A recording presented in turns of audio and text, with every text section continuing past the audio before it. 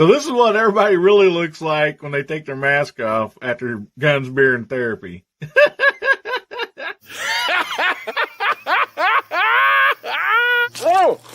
Oh my goodness. Try to take a shower here, guys. Come on, get out of here. Close your eyes.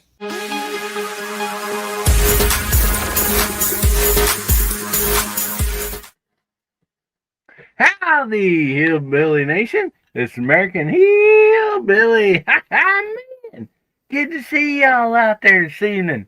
Man, I hope y'all are having a wonderful Saturday night. And thank you all for tuning in here to Guns, Beer, and Therapy.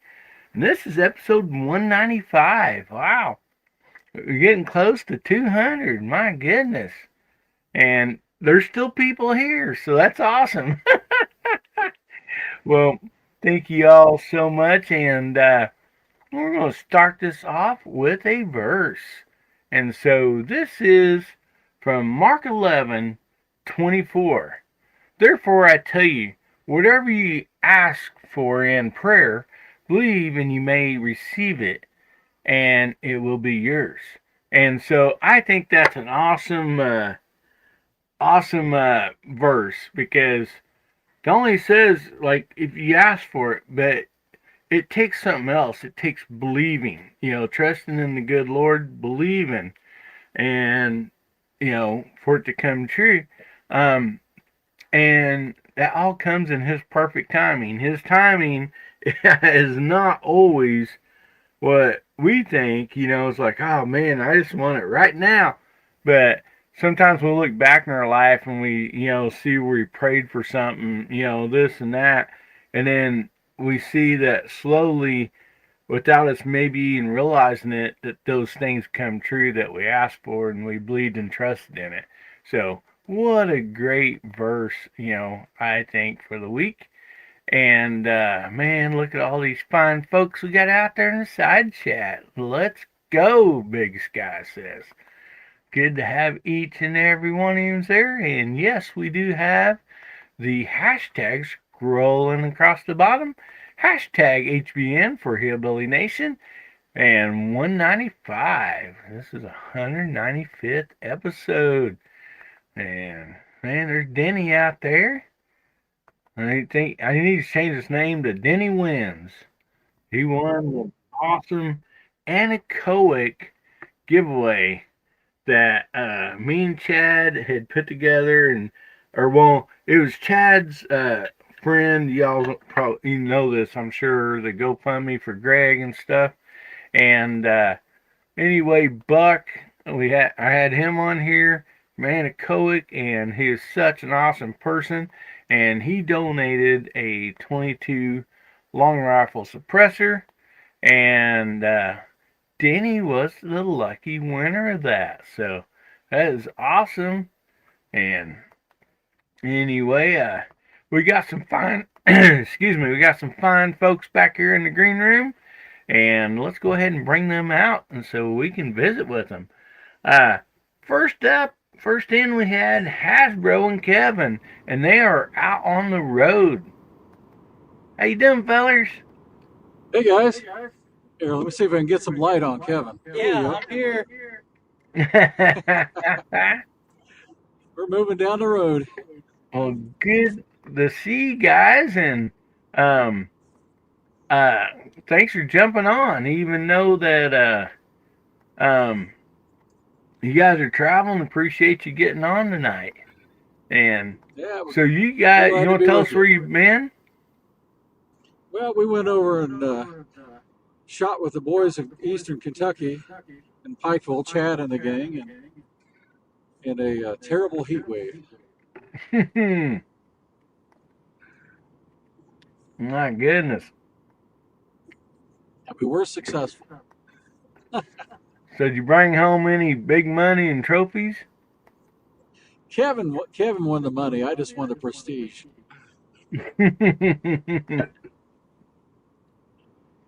No, he won in modified, and I won in factory. All right. So good Chad deal. Won in unlimited. There's a lot of tough competition there, no doubt. It's pretty good. Yeah, our buddies Chad and Justin and several other people shoot down there, and I wish I was closer to be able to go shooting those, and because it sure looks like fun and a lot of good people and competition, no doubt about that. So. I mean, it's only probably what, 20-hour drive? Get with it. Yeah, I mean, I looked it up and road time, like without stopping, by the time I had my like stopping, getting fuel, bathroom breaks and stuff, it's probably around 14, 15 hours, somewhere in there at least. See, if you stopped at my place, then we drive the last 4.5. Hey, I've been across Missouri and in Indiana and Ohio and all that. It's some long driving out there crossing those states. But Yeah, they still got the wanted signs with your face on them up. yeah, yeah, we built two houses one time, and it's Gladys, I believe, Gladys, Ohio. It's the winter time. We had some friends up there. He goes, I want to, he has a house down here. He said, I want to build two spec houses up there. And we went up there for like 4 months through the winter and built two houses, just got them all dried in and everything. Um, and oh my gosh, it's cold. And a long trip back to here, no doubt about that. And we only come back once out of the 4 months we was out there because it was such a long trip, man. But anyway, thanks for being on tonight, guys. And we also got J Delta 22NC and next. How you doing, buddy? Doing good. Good to see you and Hasbro and the side chat. Thank you for inviting me tonight. Well, thank you so much for being here, buddy. Appreciate you. You didn't make the drive down to Chad's and Justin's Now, in place. a couple of weeks, we'll be going down there, God willing. Yeah. Can't So wait. no white Can't fish wait. for you. No white fish for you this weekend. No, but I'm going to make up for it. You gonna run that restaurant out of whitefish. Yeah, they better order some. Yeah, I mean that thing is delicious. I mean it's just delicious, Yep. and and not many calories on it either. So it's I'm a surprised they win-win. don't have a picture on their wall of you. I Yeah. know. This time I think I'm gonna go there. Where's the manager? Let's Maybe we'll take a get picture, put put it some on the roasted. entrance. Maybe we'll get them put some roasted coconut on your whitefishes. There you go. Yeah. It's some rusty coconut sauce. So Justin says Steve and brother John shot with them today too, so they're probably on Yeah. the way I home. did. Awesome. Well, thank you for being here, Jose, and we also got Thank you. Moondog back here. Moondog 2A, how you doing, buddy? Very well, thank you. Though I don't think you'll be seeing me driving out to any shoots out over Chad's way anytime soon. It'd probably take you a longer air flight than it does take Hasbro and some of Yeah, these guys to drive. Yeah. Though I would love to. Kentucky's just beautiful country. When I was living on the East Coast, I really loved going down into Appalachia and into the South. So yeah, I miss it. I don't miss the heat though.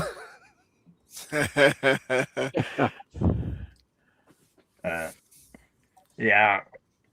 It, well, like Hasbro was saying, they said it's pretty hot down there today, and so. Yeah, I mean, it was up in the 90s here today. We literally got rain again last night.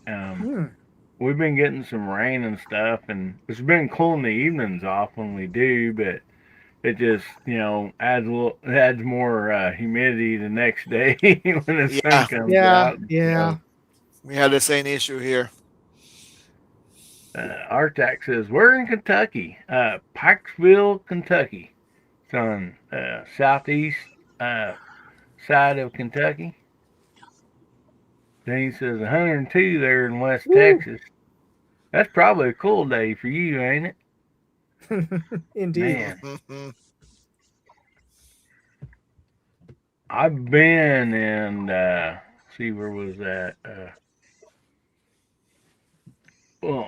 It's even, I think, more north than what Denny is in the summertime for a men's softball league deal championship we was in, and oh my goodness, it was hot. Man, I knew right then I didn't. He says 102 is normal. I knew I did not want to live in that part of the country.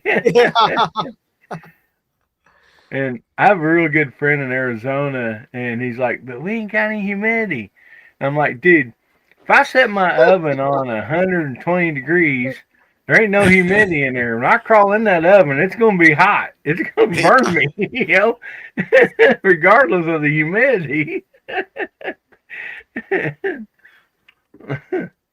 But, yeah, that's just how it goes. I mean, and I mean, I actually love where I'm at. We get all 4 seasons, and each season's not going to last too long, you know. Yeah. If it's hot, super hot, we know we're looking at, you know, 4 to maybe 8 weeks at the tops. And same way, you know, if it gets, you know, cold and snow, you know. But it seems like more and more it robs us of our spring and our fall. You know, it's like, come on, I want a good solid 3 months of spring and good solid 3 months of fall too, you know. It never seems to last long enough. Yep. Mm-hmm. No, it don't, man. Yeah, our March winds showed up before March, and they're still going, and here it is August. You know, it's like, what in the world? And a lot of times you might not know as much of that, like really notice it as much, except for when you're wanting to go out and shoot a bench rest, you know, target. You know, it's like I look at my cameras are outside the American flag hanging out there, and it's like, you know, flapping sideways, and like, not today, or at least not right now. Oh, I bet you do have a lot of skin cancer. Dang. Yeah. Yeah, that'd be rough, no doubt about that. So, anyway, we got a few topics for tonight, and we're actually going to be talking about scopes.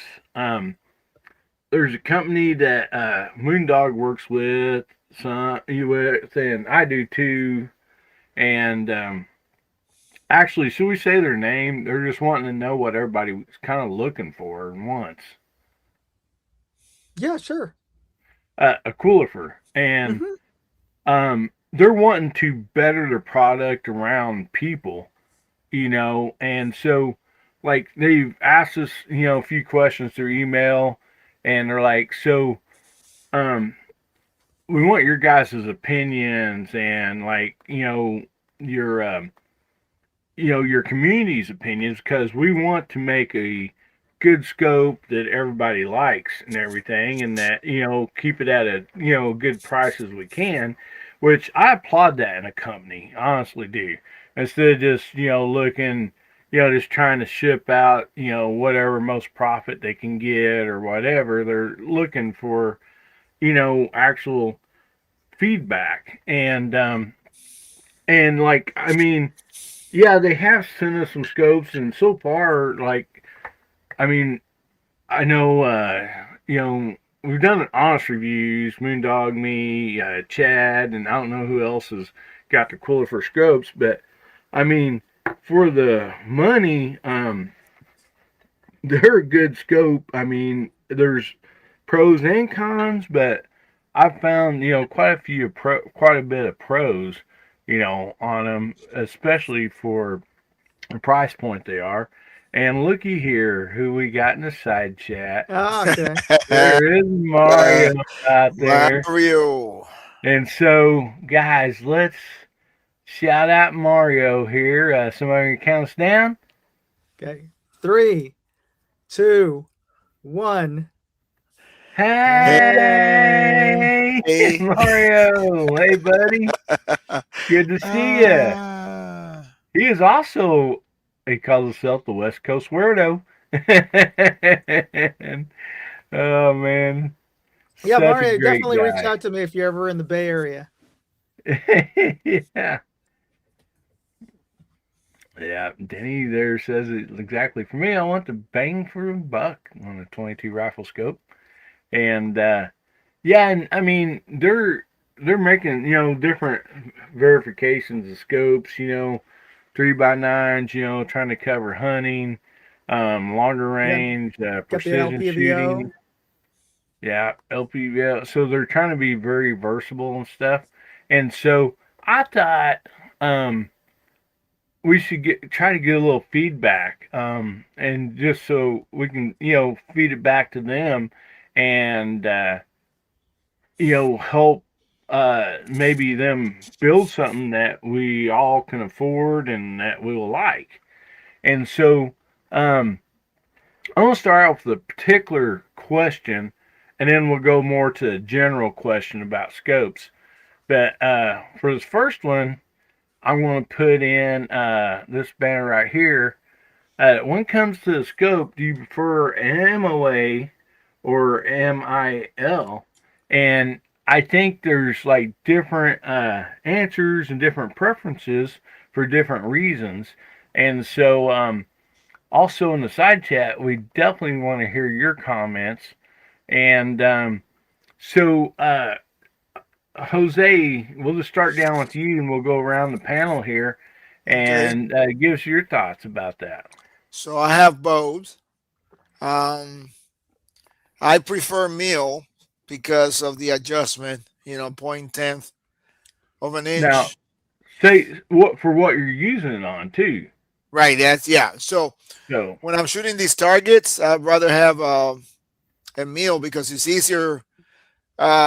Not for the numbers, for easier per click because every click is 1/10 of an inch. Of course, 3.6 inches at 100 yards, which is 10 clicks.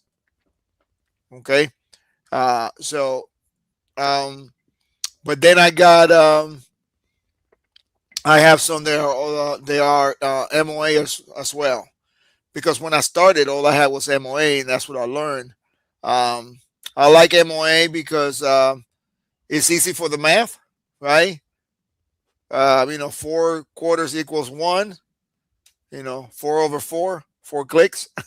so, mm-hmm. so usually it's a preference, but then I guess we'll talk about, we're talking about MOA or meal. Then we talk about, I don't want to get ahead. Then we talk about first and second focal plane. So I have Yeah, both. we'll cover all that later, like on the Yeah. general So I question. got, But I got both. I prefer meal because it's easier for me. 1/10, 1/10, 1/10. As far as adjustment, not as far as math, because math will be, 1/4, 1/4, 1/4, right? It'd be 1. So, but as far as adjustability, it is. So I have both, but I prefer meals. So well, that's my preference. math is hard for us hillbillies. I will say that. And Yeah. so awesome. Well, Hasbro, Kevin, uh, what do you guys think? And Packrat says, do they have an LPVO? Mm-hmm.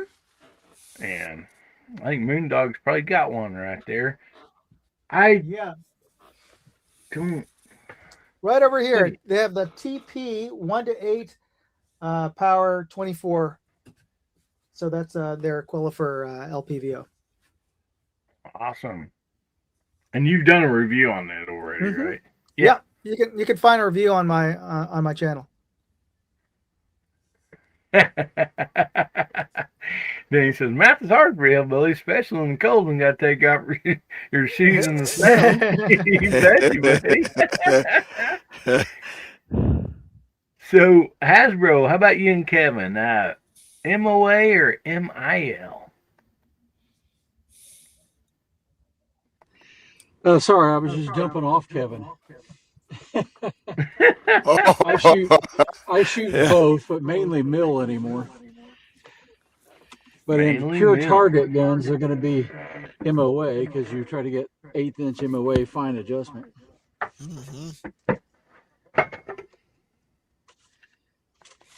If that's what you meant. Awesome. And Is the yeah, echo we've gone? got Does it sound better? do It's still what? got a little bit of an echo, but it's Okay, still it's is. workable. It is what it is. Yeah, Well, it's Kevin's not still bad about at all. 15 feet away from me. Maybe when I move away farther, it'll be okay. Blame it on Kevin.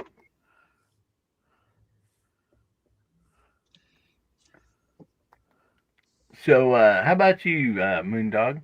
Oh, okay. Yeah. So, um, I agree with both of you guys. I was used to MOA originally, Mhm. and I haven't done.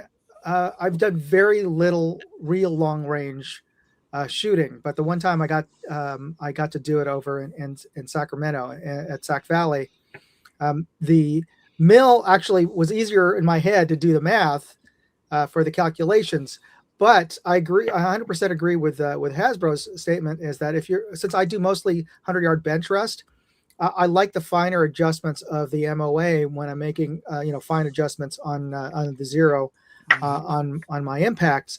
Also, I just find that the reticle choices for MOA are a little bit better overall. I mean, every scope brand's a little bit different on their reticles, but for whatever reason, I the whenever I just look at the diagrams when I'm just browsing through Amazon or whatever whoever's website um, on their selection of reticles, my immediately will say, oh, that's a cool reticle, and I'll click on it, and it turns out to be the MOA version. So MOA. Mhm. I don't know why that is. Hmm. I It may be a wonder. lot of the mill have gone to the tactical crowd and they, tend to Yeah. cater the Christmas tree things more. But even when it's the Christmas tree, if I'm comparing the Christmas tree between one and the two, I for whatever reason I prefer the overall layout of the MOA version. But maybe it's because Uh I'm huh. used to it. I don't know. Yeah, I, some of the MOAs are, even though they got hash marks, they're not as busy as the other ones. Usually the MOAs are either one MOA, hash marks, or half MOA. So you go one, 1.5, two, 2.5. Some of the other ones, we don't want to get the A because we're not there yet. Some of the other one got 0.2, 0.4, 0.6. So there is a place for that. But yeah, the cleaner reticle sometimes at 100 yards is what you want. mm, yeah, and I think a lot of it too, like Moondog just said there, a lot of it sometimes is what you grow up with or what you're used to. And I was talking to actually Jose earlier on the phone, and I'm like, um, uh, for us, me growing up here in the hills, the only rifle that had a scope on it was just a hunting rifle. Like we didn't go out and shoot targets or nothing. I mean, maybe like right before season, if it was squirrel or deer or whatever, you might go out and shoot 3 or 4 times to make sure your scope was still, you Zeroed know, in. zeroed in. If not, make a couple adjustments, and then that was it. And so most everything was MOA and second focal plane. And so I know a lot of times, that's something that I'm just comfortable with, in a way. But I've not shot out like way far, and I think by doing that, I understand the differences to just a slight adjustment to a bigger adjustment. Um, when you're trying to shoot, say for instance, a white-tailed deer, um, that little bit of adjustment's probably not going to make that much difference, you know. Shooting out of the stand or out on the tree or out of blind, you know. I mean, your radius is a little bigger than when you are shooting the precision, you know, types target. So, yeah, I think a lot of it is kind of depends on what you're doing and how far you're shooting and you know what it's for. So, a lot of great answers. Let's see, Danny says, Dare Rifle has scopes, ARs, LPVOs, pistols, red dots. Never use a scope for rimfire. It's new to me. Never been a target shooter. So this is all new to me. And Yeah, I have and a then, full scope on my ARs. I don't have any LPVOs. They're full scopes. so Packrat says, just wondering, I'm kind of confused between the mill and the MOA. What's the difference between the two on 2 inches? Moondog or any of you guys want to take this? Well, Or? I think Judge Alto mentioned it there. The mill is a measurement is if you divide an inch by 1,000th, you get mils. Whereas MOA is a measure of sort of an angle. If you look at your barrel and you look at if you do like a 360 on a circle, it's a minute of angle. So it's measured by the distance to your target, and ultimately don't worry about that too much. Don't get stuck in the weeds about this. Yeah. So for the average shooter, honestly, it doesn't make a difference. The only time it gets into you need to make a difference is when you're trying to calculate and doing like PRS, competition shooting, where you need to make quick adjustments for your point of impact and the target. Then you do your calculations. That's the only time you really need to worry about it. Hasbro kind of mentioned this, is that the way that most scopes are manufactured, the MOA version has slightly finer adjustments on the clicks as far as your turrets. And as Jose had mentioned, when you're looking at the reticle, in general, and it's not across the board every scope, but in general, the cleaner lines, the less busy lines are in the MOA. I mean, on the mill side rather than the MOA side. So, okay, there. Gizmo Car actually had a good. Yeah, it's actually 1.04 inches per click, but that's at 100 yards. So that means at 50 yards is half of that. Half that, yeah. So it end up being 1/8. And what that means is, technically, if you were to move at 100-yard distance, technically you were to move that scope 4 clicks in any direction, left, right, up, and down, it will give you 1.04 inches. It's what it is, but it's easier to round up to 1 inch. So, and the mill is the same thing, taking the circle and divided in 3600ths, and then each one of those is 10th. So, and it depends. Like, if you shoot it at 100-yard in, it really doesn't matter. When it comes, it does matter, but it's not as important. When it really matters, when you're shooting long distance, where you have to calculate, at that distance, how much you have to raise your scope and, whole elevation. That's when it comes handy to know, because the farther you go, so 4 clicks at 100 yards is 1 inch, 1.04 inch. But at 200 yards, it doubles. Then now 1 click is a quarter at 100, but 1 click at 200 yards is half an inch. So that means every time you move that reticle 1 click, you just went ½ inch. If you move her 4 clicks, you just went 2 inches. Yeah, because you're farther out there. You're farther out, so yeah. That's like when Jamie and them go to dead zero. In order to shoot 1,000 yards, I believe you got to start out at 200 and work your way up. So you're constantly doing the dope and figuring out the calculations. So a mill would probably come in way handier in those calculations, maybe than an MOA.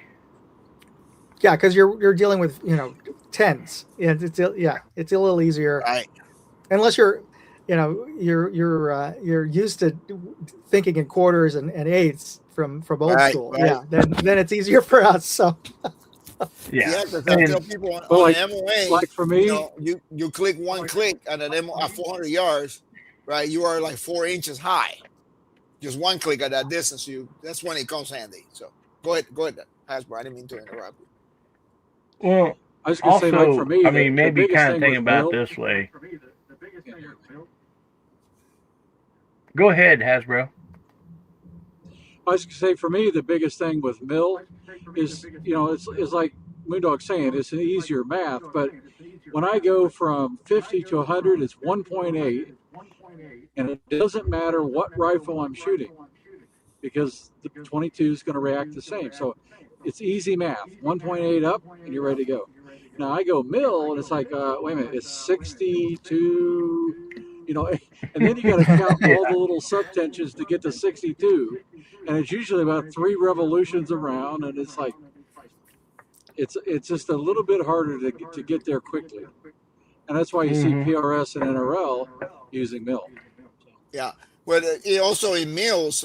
So you got 10 subdivisions. So if you tell me 1.7, I'm gonna go 1 and 7 clicks. Mhm. So it's easy. It's one Mm-hmm. click. So you tell me, hey, you are about 1 and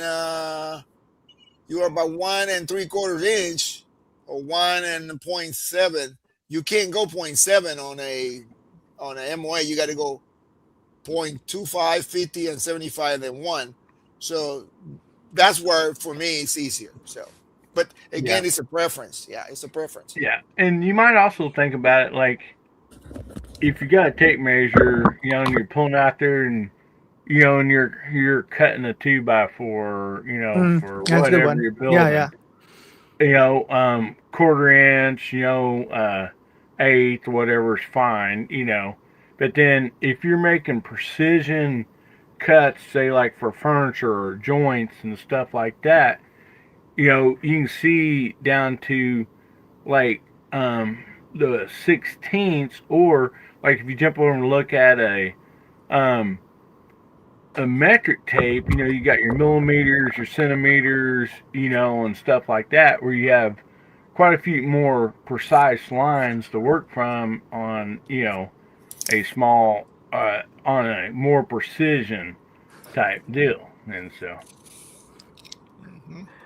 you ever get measure? It's just like you make a good point. You ever get measurements like 1.6 inches, and they're like, "Wait, what?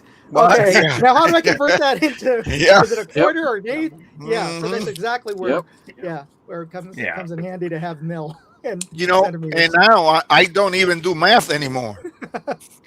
I don't. I shoot, and that's what I like about the meals. I shoot, and then I put my center dot, and then count either low or high, left or right, and I just move it there. Click, click, click, click.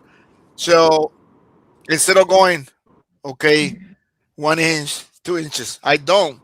I just for me, that tenth makes it easier because I know, okay, I got to go zero point 0.6. That's 6 little clicks. 1, 2, 3, 4, 5, 6. Boom, there I am.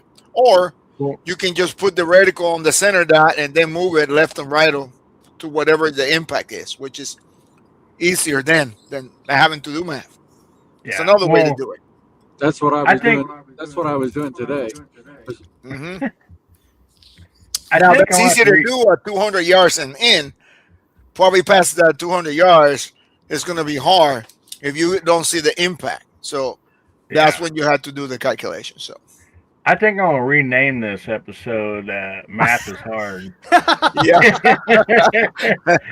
and it a lot of it. And I know this don't have nothing to do with MOA and MIL, but like me being in excavating, um, yeah, us as Americans, we don't use the metric system, just because we're Mhm. Americans, Yeah. and and, and stuff like that. But we also like, for instance, like being an excavator, I've built like golf courses.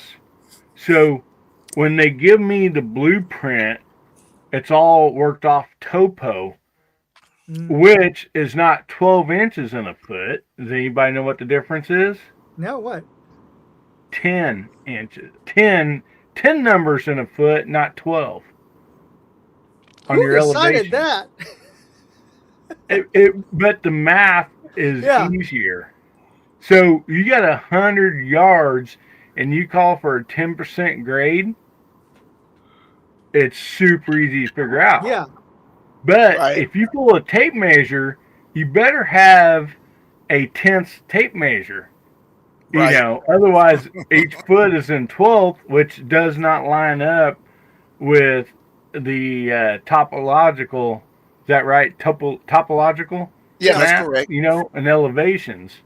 And so, yeah, when you look at your lake levels and all that, see, that's all in tenths and not twelfths, you know, of a foot. And so it's a little confusing, and but once you figure it out, it's super easy. And same way, like you see somebody shooting grade, you know, they got the what we call a storyteller, the stick out there, you know. We Mm-hmm. always call it the dumb part of the, you know, shooting grade, you know. And but like you pick one up, you better look at it and make sure there's 12 numbers on it and not 10. You know, when you like if you're just shooting grade for anything, you know, because it will remap different, you know, and that's how I kind of figure, you know, between it and the tape measure is kind of how I figure the difference between MOA and MIL. It depends to me on what you're wanting to accomplish, you know. And Right. Gizmo says inch scales come in tenths of an inch and a hundredths of an inch. Yeah. Yeah. So then he says, lasers and computers do the math. That kind of stuff nowadays. The blade is operated by electronics instead of levers in your hand. Very different. Yes, Yeah. I, That's why they I, got these scopes now. They cheat. The scopes now measure for you. Yeah. yeah. Yeah, you know, like what this right on? I think it is on berries. How the scope Mm-hmm. now they it can measure for you up to 500 yards and tell you where to aim. Say hold here. You put the information there, it'll tell you. It'll move and say hold here, and you put the rifle whether it's to the left, right, and pretty much you're gonna be on it. But they only done it to 500 yards. Beyond that, you're on your own because it doesn't do anything else beyond that. So, Uh, yep. awesome. And before we move on to more scope stuff, I want to put the banner back up there for just a minute. Um, if you want to get in tonight's giveaway, it is the winner will receive a skinny gold knife tonight. That's what we're giving away right now. And the hashtag is hashtag HBN195. And so you can get those in, typing in the side chat, and get entered in that giveaway. And so now we're going to go to a little bit more broader information scopes for the panel and the side chat. And I just kind of put this on here. What are you looking for in a scope? And I think for different reasons, we need to explain why that reason is like Jose shooting 50 and 100 yard or whoever, you know, rest of you guys, a precision shooting might totally be different what he's looking for in a scope for that than, you know, somebody that's just out hunting whitetail bucks or, you know, or whatever the case might be, or hunting squirrels or something like that. And so, you know, let's go ahead and Moondog, we'll start with you this time, and we'll go around. Well, you know, it's different scopes for different applications or use cases. As you're mentioning, if you're going to be wanting to do a lot of whitetail hunting, you know, and woods hunting, especially, and then are you hunting in western versus the rest of the country? Because you know, out west Yeah. here, you could be out in the desert. There's like lots of flat area, and there's not much brush and a lot of contrast. of course, your prey is often the same color as the ground. VO talks about that because he does hunt, and he's like, you're shooting kind of from one barren hill to the next barren hill. Mm-hmm. So in that case, yeah, you're going to be doing a lot more longer range shooting, well past 100 yards usually. Whereas if I was deer hunting back east, typically you're maybe 75 yards, 50 yards sometimes. So yeah, the difference in the reticle out in the west, I'd want a nice, a finer reticle with a lot more hash marks, reference points, or even in the case a Christmas tree, though not don't need a lot of numbers on it, but at least have some reference points for holdovers.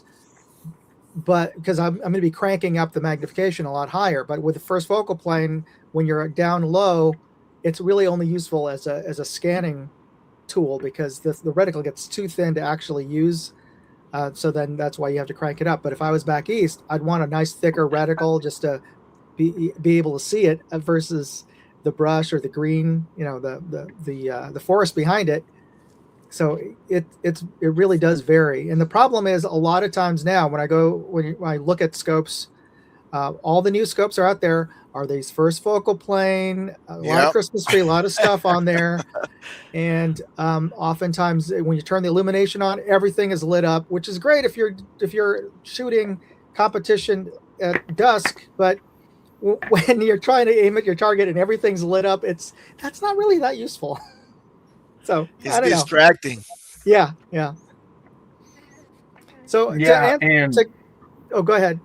I would just say, yeah, and then also explain to your side of like bench rest shooting, like at your club and stuff. Also, oh yeah, bench rest is a whole nother application because you don't need all that extra stuff. You just want a nice thin reticle with maybe as thin as possible that you could still see it, and I'm often just either at or almost at maximum magnification all the time. So a nice thin reticle, maybe with a gap or a very thin, very modest gap and a floating dot is perfect because then I can see that X ring, and that's what I'm aiming for. And the other thing, so we're getting back to your question, Hillbilly.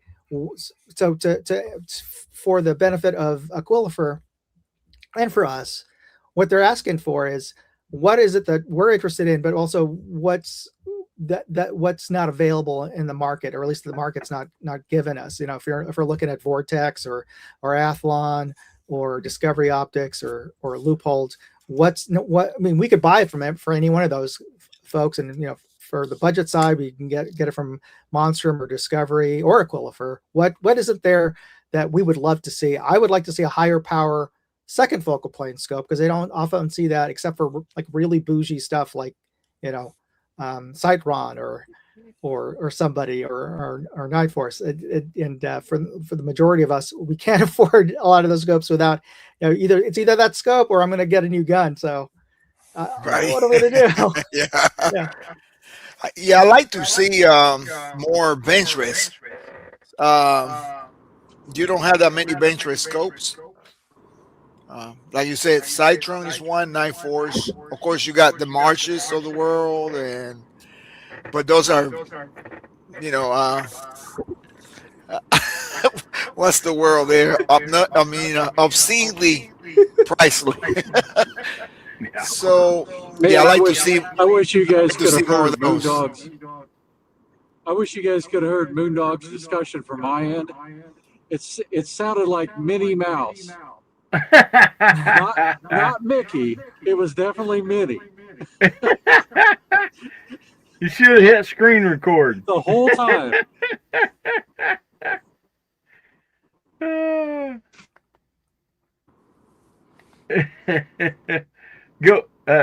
Go ahead. See, Moondog, are you finished there? Oh yeah. Please go, Jose or Hasbro. Oh, okay. So, yeah, it depends on what I'm doing again. So now the market is first focal plane because it's cool, and each one of those got a use for it. But for me, it's glass. That's the first thing I look at it. Good glass, and does he track? Does he? Mhm. Because when I focus, focus all the way in and out, does he change? Where you're aiming at, and so that's one of the things that I look for on a scope. Just that, to see if I don't do tracking like I know you do, and that's good because I watch you guys. So a lot of the scope that I get, I watch you guys first. I watch you, Mundo, and I think I told you in some of the comments, and of course, Joe, Mhm. Cyclos Joe, and because I know you guys gonna put out the good stuff out there. But a lot of times I don't find it, and I just bite the bullet and buy it, and I say I'll find out. I mean, you know, and I got some nice, like you call them bougie scopes, I call them Gucci scopes. Yeah, yeah, I got some nice one. I got, I have some nice Athlons. I have loopholes. I got a nice ones loophole and knife force. But that's what I look for. And but you got some scopes coming up like the DNT and all that, which I have one of those. They're pretty decent for the money. I mean, you can't. I mean, like the Aquilifers, I seen that the one that Chad did and everything. The glass looks pretty good. Um, so when you're shooting at 50 and 100 yards, you're not gonna be able to tell much. Once you pass that, is where you can see. Sometimes we were shooting at 800 yards and we were wasting ammo, and we were not hitting. Well, the scope was not correct at that distance. So everything at 800 yards, you're talking about 6 to 8 inches difference, right? So when we did a track test, it was this far out Oh, at 800 yards from the target, so we were missing the target all the time. So, and this is a big play. It's like a 12-inch plate out there at 800 yards. But that's when you pay the price for the premium scopes. But if you don't compete at that distance, and you depend on that, and I mean, a lot of guys make their living competing, so really you don't have to spend that much money on a scope. I like the glass because my eyes are not as good as they used to be. So the better the glass, and when you get higher in there, you're gonna have to pay for the price. But it makes a difference when you look through that scope. So Yeah, and that's something we've not touched on tonight. Is the glass and the size of the tube, which we'll go back around and talk about the glass and size of the tube. Also, so how about you, Hasbro? What are you looking for in a scope? I'm kind of with you guys. It's like I need glass. I need, there's a bad echo. Glass of a certain quality. I don't have anything more than a Viper PST. If you know what I mean on quality there, it's good, but not a March or whatever. But I can shoot and I compete and win even with bad glass. mhm. What it really does is it strains your eyes after a period of time, Right, and the Yeah. older I get, the less I want to be strained. You know, that's true. so with Jose, it has to track accurately. The glass has to be decent enough, and then you have to have a reticle that's kind of like not annoying. And a lot Right. of them are just annoying. Yeah, It's like they put everything and the kitchen sink on. yeah, yeah. yeah, And they're just way too busy. And that's was most shooting an usually a arc one sign of a today, new an scope EPL company 5. starting out. Is their reticles very busy. yep. And Denny brought up a wonderful point that just bugs the tar out of each and every scope shooter out there is eye relief. I mean, that is as important as glass. I mean, I'd rather have good eye relief and good glass than give me MOA, millimeter, MIL, whatever on the adjustments.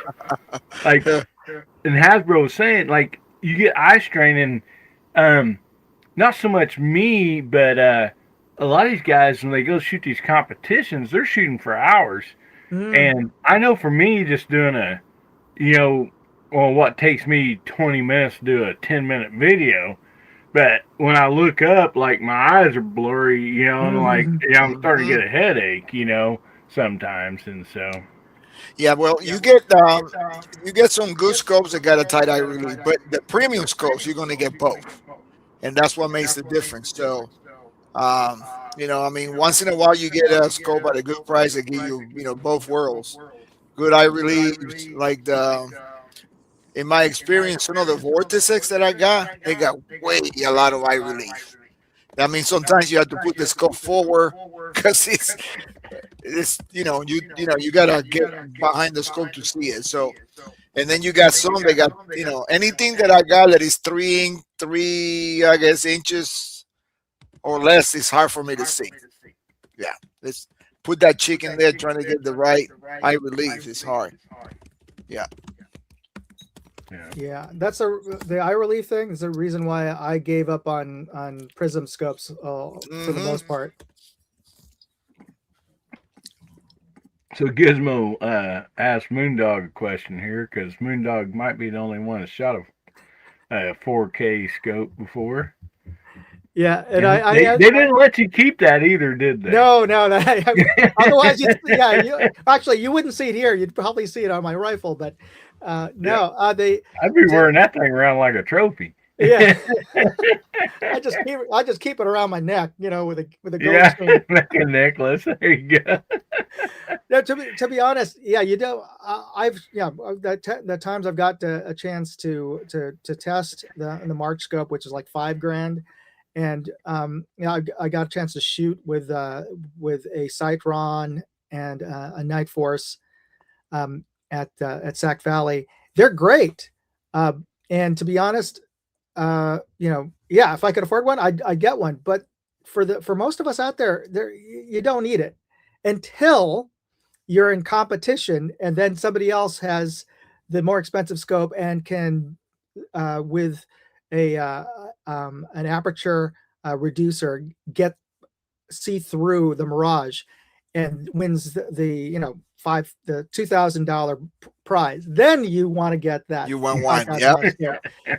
But for the rest of us, Absolutely. most of the time, there's really no reason why you'd need Yeah. a scope that costs that much. No. Yeah. Yeah, you don't, 100 yards and even 200 yards, a decent halfway scope is good. I mean, I don't mean a halfway scope. I mean a halfway decent scope, like in the Yeah. not too expensive. That's what I mean. Yeah. Well, If you go on a once in a lifetime trip to, to Alaska or somewhere where, you're dropping a couple of grand you draw the tag. bighorn ram Yeah. ticket that's very hard to get, and yeah, you want to go out there with the best you can possibly have.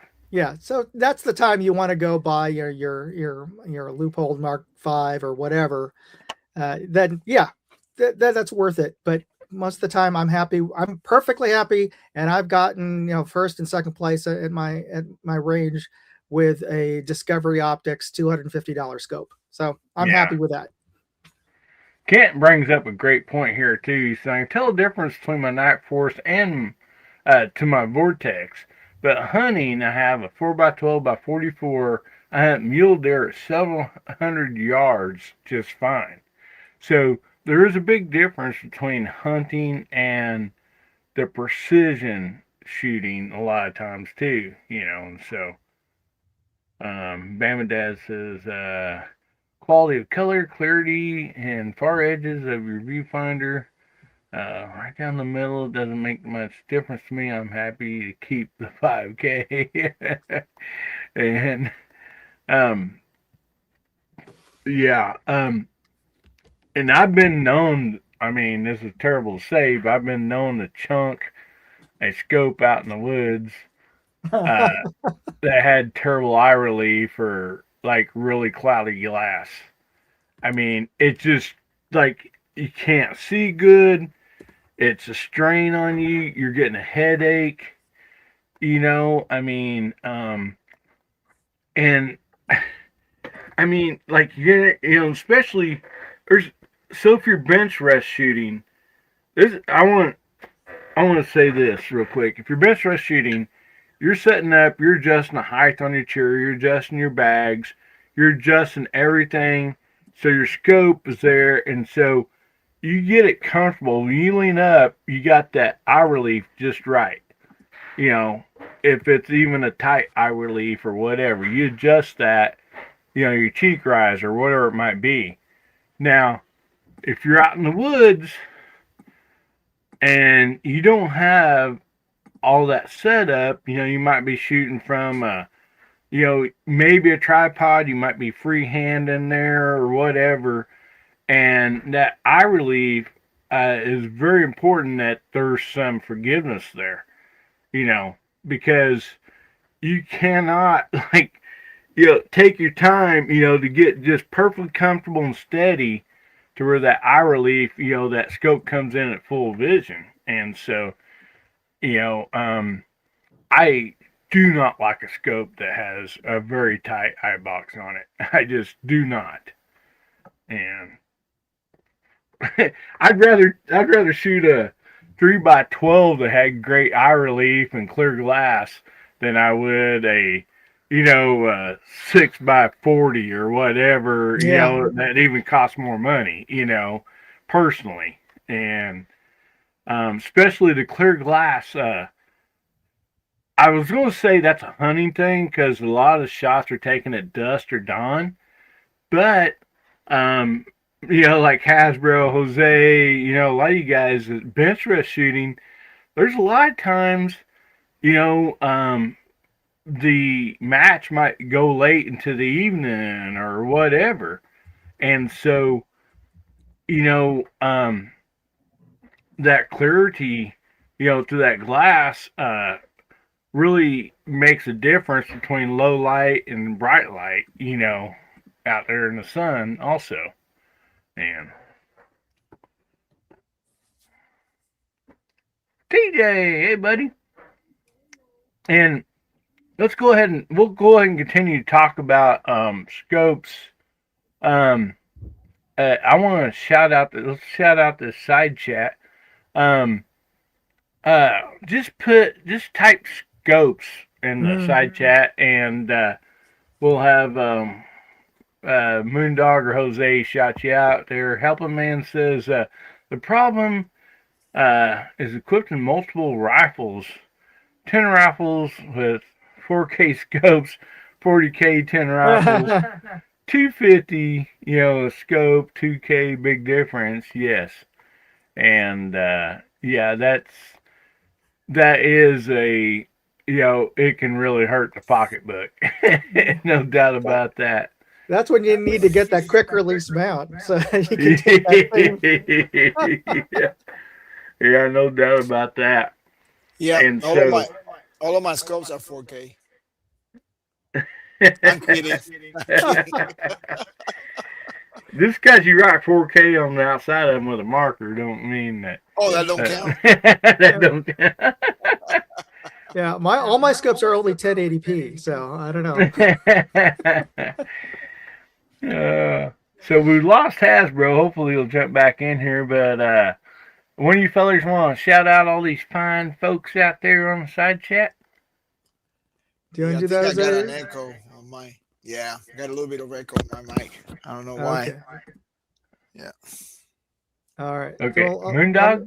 I'll go ahead and do it. Okay. So let me just scroll back here. We got J Delta, of course, is on the side chat. Myself as well. We have Helping Man. We have Kent. We got Plinking Around. Bama Dad. Alaska One Andy. We got Denny's. Denny's wins is going to be our answer. Yeah, Denny wins. Denny wins. We got Pack Rat Attic, TJ Fishing Down Under, M Gabriel. We got Miss Pack Rat. We got Gizmo, Dale Pogue, Ron 2A Matters, Artec Daughters, Dwayne, and we got Salty Dog, And we got Mike Williams, Ozzy Osbourne, and I think that's, oh, we got Boomstick and Big Sky. And I think we're Did caught you up miss now. Did I miss somebody? Dale? I think you may have skipped Dale Pogue. I don't know. I'm sorry, Dale. If I thought I got you, but I will. Maybe you did. Yeah, you probably did. Okay, I think I might have skipped clicking on you, but yeah, I was messing you up. I was clicking on stuff, so sorry about that. No worries. Thank you for doing that because I totally forgot to click. But man, what a great bunch of people we got out there. And I was telling Jose earlier today when we were talking, I was wanting to share this story, and I'm glad I remembered it. So it's, I don't know, quite a few years ago, I was hunting with my wife's grandfather, and he was like in his 80s, and he had this land lease, for hunting, and anyway, him and then at the time my wife's younger brother, he was probably, I don't know, 14, around that age, and then his cousin was about the same age, and then my wife's grandfather had another friend of his that was like in his 80s or whatever, and so around here, where I live, it's hard to find a field. Most usually, if somebody has a good wide holler down the bottom, they'll clear it out and like have some cows or whatever in there. And so having a lot of distance is, something you don't come by a whole lot. And anyway, so we're hunting with them, and like we discussed, like we all kind of knew the property and like where we was all going to set up. And I mean, you go hunting around here, especially with an old timer, you better have you some cans of Vienna sausages, some peanut butter and jelly sandwiches, some water, all that, because you get there before daylight and you don't leave till after dark. I mean, that's just how they rolled, and anyway, and so I had said, since I had some older and younger people with me, I was like, where you want me to hunt? And he goes, well, our eyes are getting older, and the younger boys, I'd rather have them, down in the woods, whatever, and we're going to be over. Had a couple springs, creeks run through it, and so he goes, do you want to hunt the field? At the time I was younger, and I'm like, yeah, I'll whatever you want me. So I took a bolt action, 30-06 with a, high-powered scope on it. And I said, well, I'll hunt till about noon, and then if I don't hear any like gunfires from you guys, I'll get up and I'll make a walk around the perimeter, which is up one side of a hill, back down by the lake, back up another big steep hill and back down, and then back up a hill and back down to where I was originally at, and so like I was out of range of them, with what they were shooting. And so noon come around, I didn't hear any shots, we didn't see anything, so I started my walk, and when I got down by the lake and started up this big steep hill, and again, I'm got a 30-06 with a high-powered scope on it and bolt action, and so I'm walking like 50 to 100 yards up a hill and stopping and resting, catching my breath, and about halfway up this hill, I stop and I look over and I see a cedar tree there that a buck scraped, rubbed the bark off of. So I'm, standing there catching my breath, looking at it, and then all of a sudden I heard a noise, and coming down the hill at me, which is kind of like a trail, is like you ride a four-wheeler through there, but, it's a pretty steep hill, and I look up, and here comes this big buck running down the hill straight at me as fast as it can go. And so I got one in the chamber. I flip it off safety, go around to take the shot, and it, like, before I can get my gun pulled up, it comes sliding to a halt, on this gravel, and I have like a broadside shot. And I pull my scope up. I see nothing but brown fur. I can't Oh. tell what part of the deer it is. It's like maybe at the most 25 yards from me, at the most uphill. I take the shot, and it goes over the hill. You know, I look back up, it goes over the hill and down off of the edge of the hill. And so, like, I'm standing there, and anyway, just within a few minutes, somebody's coming down the hill. It's the guy that owns the land, his grandson. He's like, you know, he said nobody's going to hunt this hill, so I come down here, and which I knew him.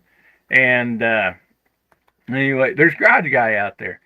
And I was like, yeah. I said, you know, he goes, did you shoot at that buck or whatever? And I'm like, yeah. He goes, I heard something in front of me. He goes, I kind of got a little glimpse of it. I couldn't tell. I was like, yeah, it was a nice buck. I took the shot. I'm like, you know, while we're talking, you know, I was like, we'll give it a few minutes. Let's find some blood. We'll track it. Couldn't find any blood. We went ahead and kind of went over the hill. Couldn't find anything.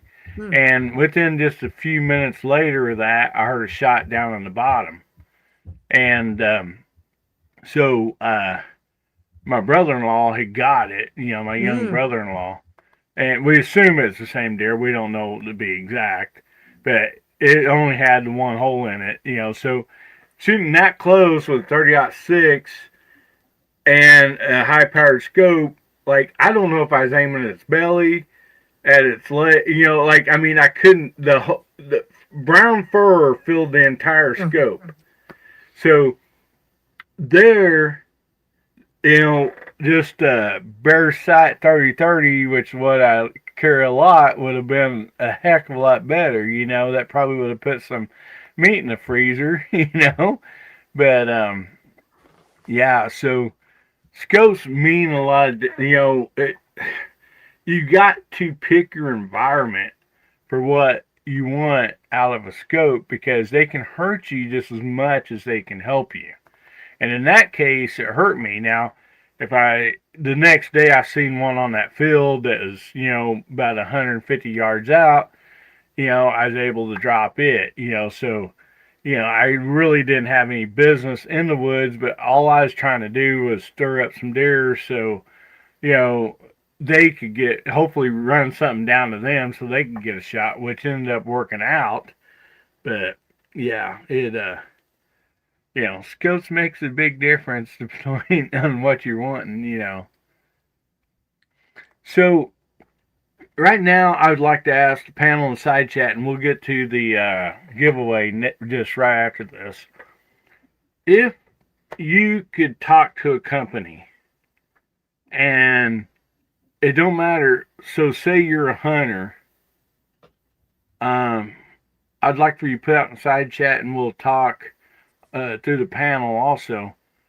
And you could talk to a scope company and say, hey, these are the qualities I want out of scope. I want this kind of power. I want, you know, clear glass. I want, you know, this type of reticle. I'd like to have MOA or MIL. You know, this is what I would want in my scope. And, like, what would be, if you could get all those things, what would be a fair price point for you? And please don't put any dollar signs. Because, you know, we're not here to sell scopes. We're just trying to get information to help a company to bring something better to the market for all of us. And please specify. Say, I hunt, I would like this. I bench rest with a, you know, center fire at this many yards. I would like this for that. You know, so kind of try to be a little more specific on what you're wanting it for and what means the most to you, you know, like in a scope. And if you get a good quality scope, and like, what would, you know, for that kind of, for everything you wanted, what is the price point that would be a breaking point for you? Okay, I would do this, but I wouldn't, you know, that's it, you know. And so kind of give the higher part of that price point, at least so we can get some ideas, and hopefully this company will provide some of this stuff for us, you know. And so anyway, Jose, we'll start with you real quick, and uh, you're talking to a scope company. They're you own the scope company or whatever. I don't even know if you own it or not because you'd want like 4K for their scope then. But no, Right. you're I wanting own one. to Yeah. purchase a No, I'm kidding. scope. Um, what and you could like put coconut CO on the side of that scope. You're like, okay, for this type of situation, bench rest. This is the reticle. This is everything I want on this scope. What would it be? Yeah. I know I got an echo, so I know Tom had a little bit of echo too. So I went out here and checked everything here. It's okay, but it will be. I'm willing to uh, invest up to 1,000 coconuts. I like to have a good glass, decent glass. You can get that with Japanese glass now, or maybe Scots glass, German glass. Let's not be Um, racist in this whole yeah. situation. uh, bench rest scope, 1/8 uh, adjustments. I like thin cross, floating dot, but not too big as to cover, the little targets we shoot. And I like to see some kind of a hash marks, okay? Because you get some good scopes out there, and it's just a reticle. I mean, it's just a crosshairs. No references. I need reference because um, I want to use that scope. I don't want to type that scope just to that particular rifle. Some of my 22s I shoot up to 400 yards, so I got used to that. Now on this new rifle build that I got, it's going to be a bench rest rifle, but I want to be able to shoot it up to 200 yards, but not as important. But that's what I would look for on a scope. Awesome. Good stuff, buddy. And also, side panel, man, throw it out there. Let's hear what you got out there. This is a good opportunity for each and every one of you to maybe get a scope out there, that you are interested in for what you need and stuff. And good to have you back, Hasbro. I'm sitting down. I am exhausted, but Oh, I I'm bet home. you are. So glad you're back on here now. We just talked about, and we're gonna go, asking the side chat and the panel. I ain't seeing a comment come in a little bit. Hopefully, we're not shut down.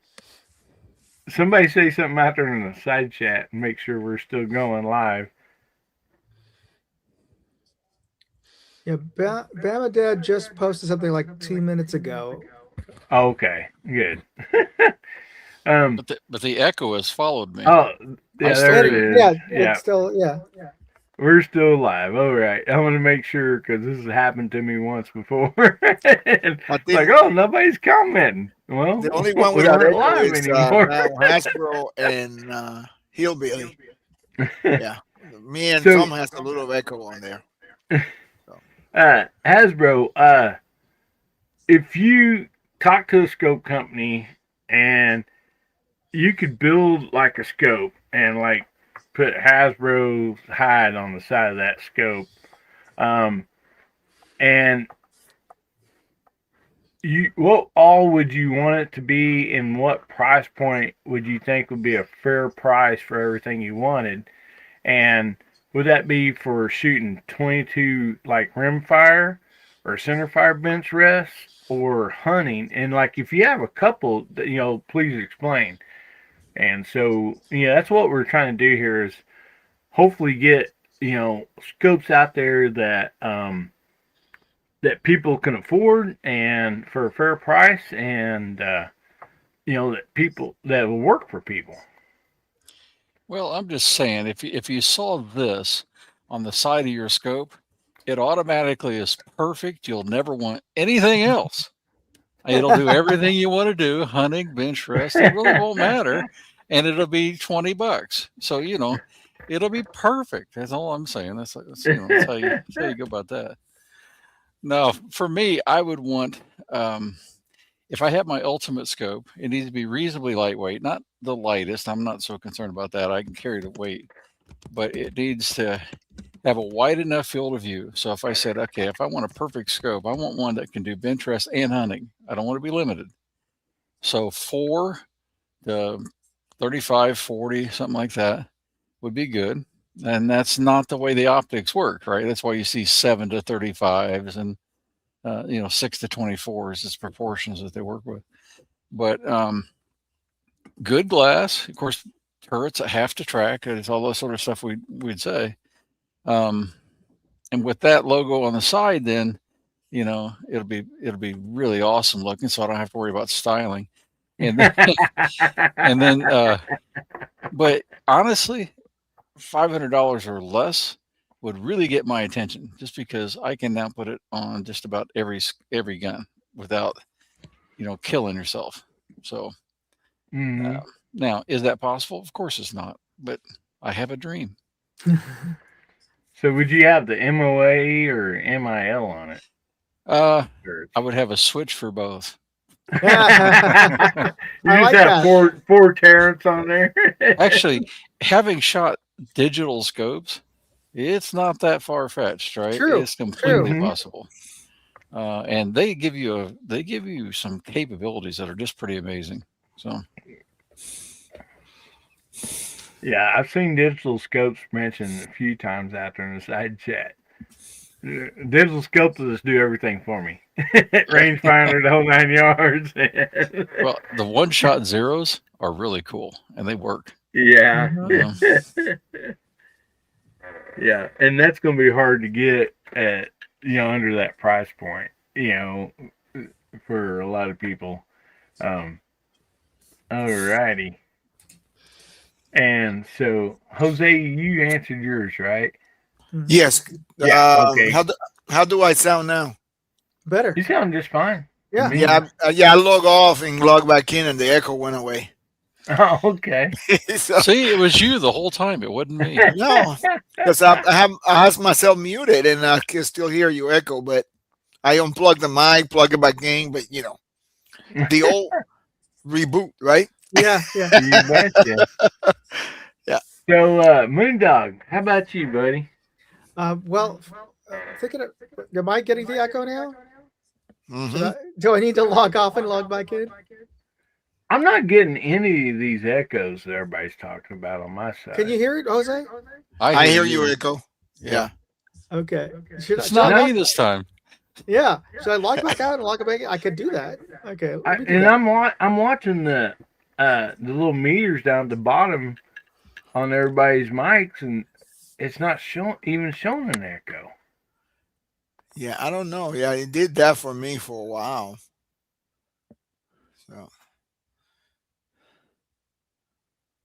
sometimes if you don't have enough hard drive space, because this thing just goes into your hard drive and puts it in memory, it does that. So Okay, so I don't know if this is any better. Okay, Denny says he was Perfect. hearing an echo. Sounds good. But now I'm echoing. yeah. My goodness. We had the same issue the other day. Every time somebody got in, somebody got kicked out. Yeah. Okay, I'll drop out, come back in, we'll see if it's Hillbilly. Okay, yeah, could be. Yeah. This is what we calling this. What is that? What is that game that the kids play? So Bama Dad said you fixed it, no echo now. Denny says you fixed it, and then Denny says now Hasbro. Hasbro, yeah, he had it, yeah. Now one of us is going to start echoing now. Yeah. Okay. How's that? No echo. Nope. Yeah. Okay, now I'm echoing again. Yeah, you're echoing. Oh, you gotta be Moondog's echoing. Am I echoing? No. Nope. Just Nope. Moondog. Just stay there. Just keep going. The second to the last one that come in is echoing so far. Echoing, right. It's starting to make a pattern. That is strange. Yeah, because Hasbro come back in and Jose started echoing. He left. Come back in, and then Hasbro did, and then Hasbro left, and now you got an echo, I guess. I don't know. Okay. And then he says, "Fix it." Nope, now Moondog. Past the commercial. Bring Oh her on wow. Rosie. There you go.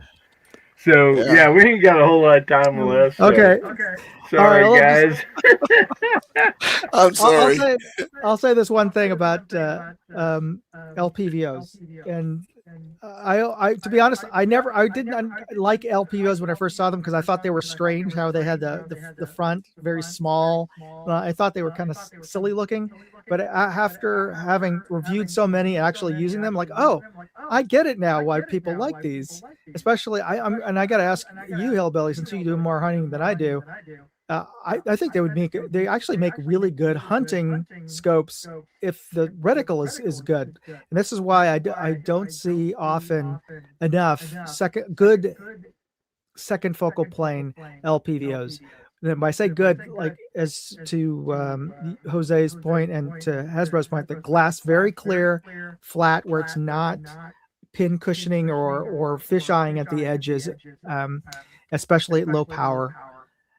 And where the for hunting, I would actually recommend a fiber optic LPVO because in general the reticles are much thicker, so easier to see. And when you got the illumination on, you've basically got a red dot. And so for hunting, you can just keep it low, and they're designed to change magnification very easily with a throw lever.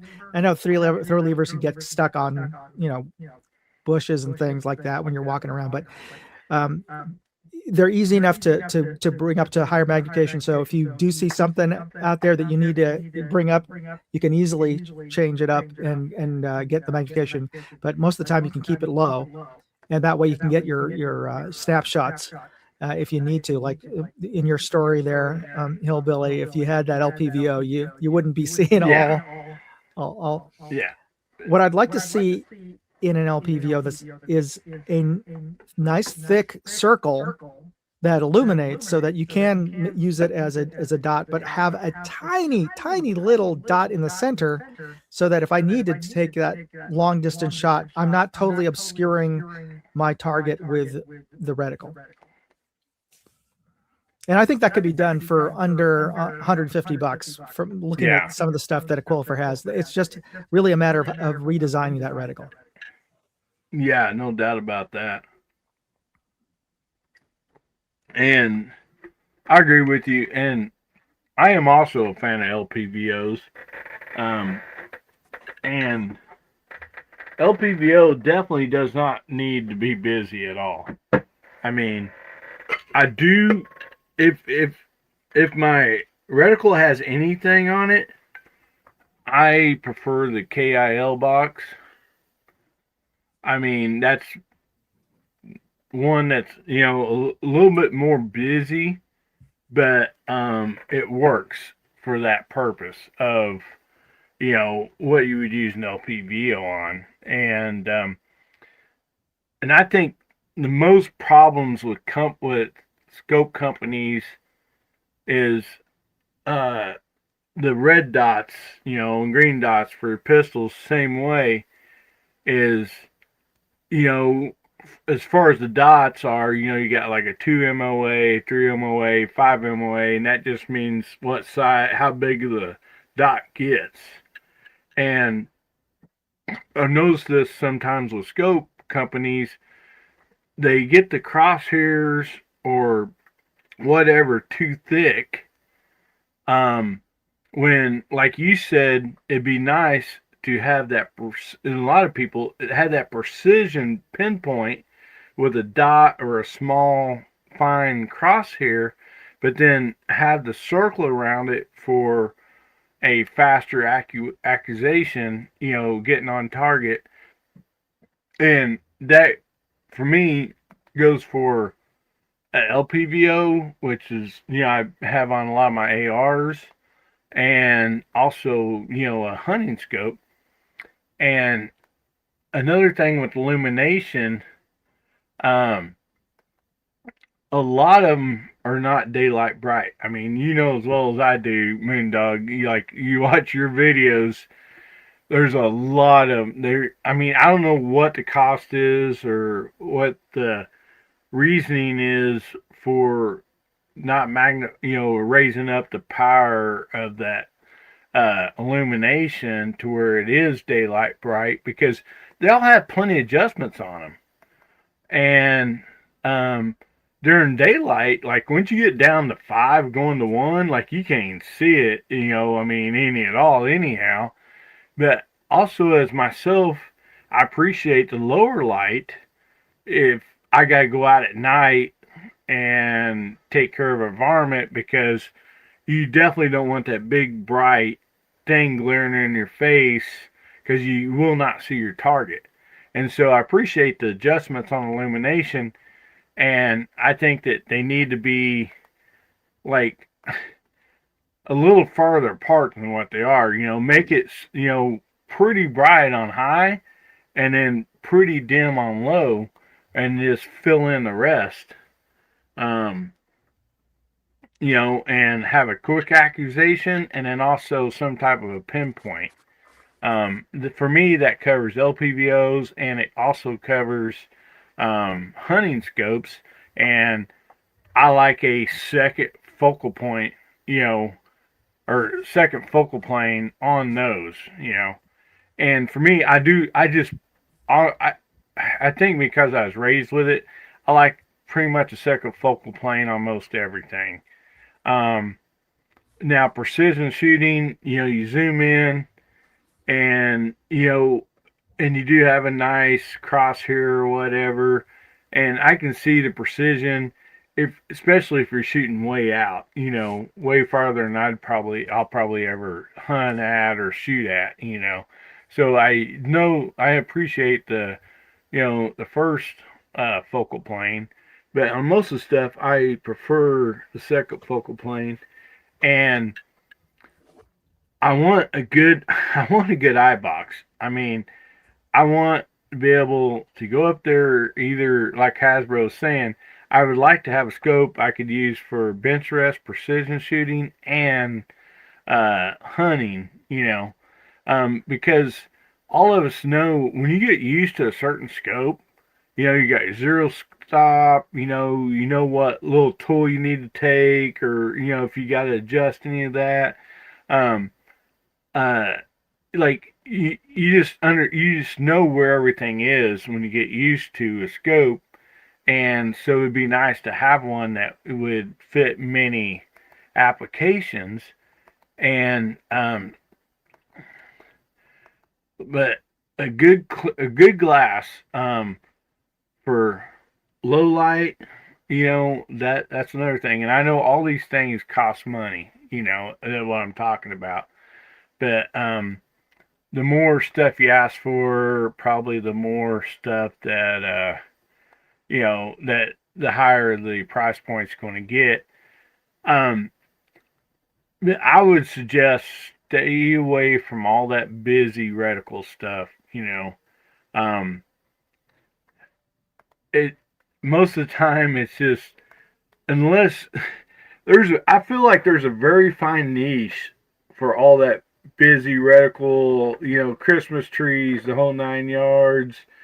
And if you're going to put all that stuff on there, design the scope for those people, those long distance, that needs all those marks on there. Don't put that on a 4x16. I mean, especially with illumination, everything's lit up, I mean, save yourself some money, and, don't busy that thing up, on, something that somebody's not going to shoot real long distance, So anyway, real quick, we're going to do the giveaway, but anything anybody want to add or say or whatever. And I think, the 500 beans and less, I mean, the cheaper you can get it down there, of course, the more you're going to sell. But if you can stay below that area on the price point, you're definitely going to have a lot of people use it. But real quick, anybody else want to throw something in before we go to the giveaway real quick? Yeah, I shot up to 800 with my 308 with a Athlon entry level scope. The only problem with that one, and I knew going in, is it didn't have enough elevation. Mm. So that's when the first focal plane comes handy. I was able to hold maybe 4 dashes below the center dot, and I was hitting that 800 target constantly. That's when it comes in handy because it's true. Whatever it is, it's a true hold. Um, Other than that, you don't really need it. so, you know, so and that's the difference. We didn't talk about it quick, but between first and second focal plane, second focal plane stays the same size. First focal plane gets smaller or larger depending on your magnification. And sometimes it's hard if you got eye problems like mine. It's kind of hard to see that little dot there. But if you got good eyes, it's good. But yeah, that's all I wanted to say. Was this an Argos or was it? Yeah, it's an Argos BTR Gen 3. That's nice. Yeah. Yeah, and it has only 52 MOA. That means 25 or 26 down. Yeah, it's real limited. Yeah, real limited, or 40, something like that. So, but I was able to hold and hit with the first focal plane without having to be usually with the scopes on the second focal plane, you had to be on the max for those hold to be true. Yeah, yeah. And that's what I always said. If you're not gonna use it up to 200 yards, I shot up to 100 yards with a 3x9 and hit the target. So it can be done. And I got bad eyes. I shot F class for many years with a 3-18 Leupold scope. Yeah. I mean, perfectly good glass, fine crosshairs. You can do Fine it. cross. No problem. Yeah. And But I got it's some. holdovers. Yeah, I know. And I got some scopes that they're premium, but that's when the glass really makes a difference. I could shoot them 15 power and still hit that target constantly. So I would add one more thing that I wish that it might not be too expensive, but it might be a patent issue. I'd like my scopes to have automatic shut off for the illumination. yeah, Yeah. yeah, Shake awake. yeah.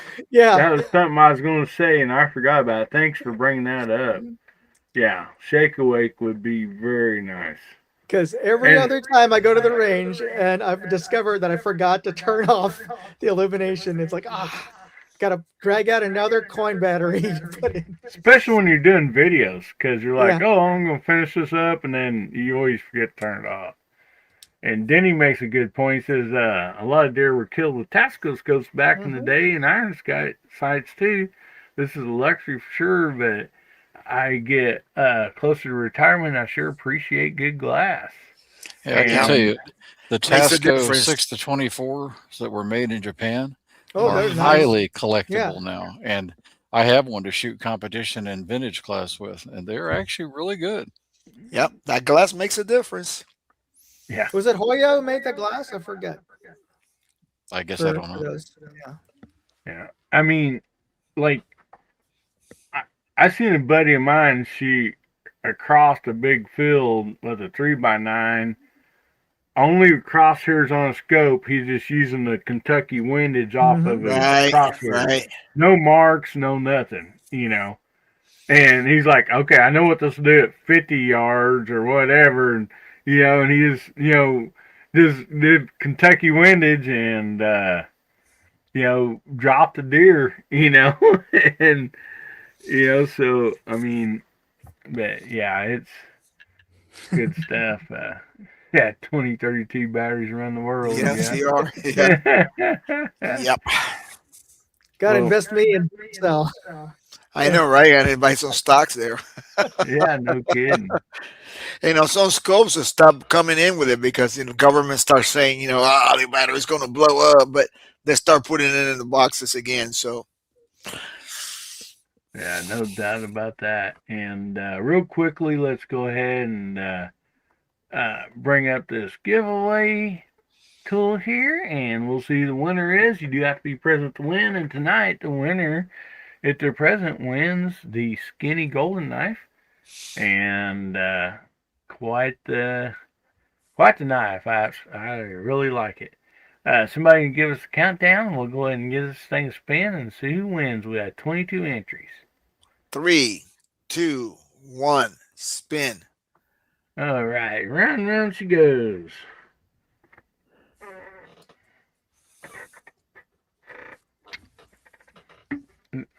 Help a man! Congratulations, buddy. There you go, Eric. Yeah, Congratulations, Eric. congratulations. Awesome. So, Help a Man, you still out there in the side chat, buddy? Say something. We got to confirm that you're still here.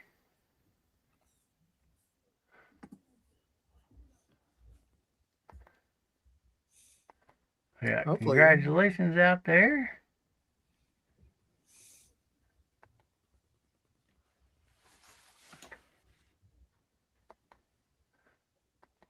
I hadn't seen him yet. Come on, buddy. No.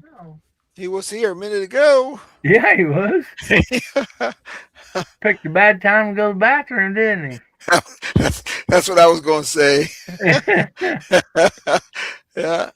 Come on, Help a Man. You still out there, buddy? Say something on side chat. We'll give you just a little bit longer. If not, we're going to spin it again, buddy. Then he says his name's not popping up when I type it in. Yeah. Hmm.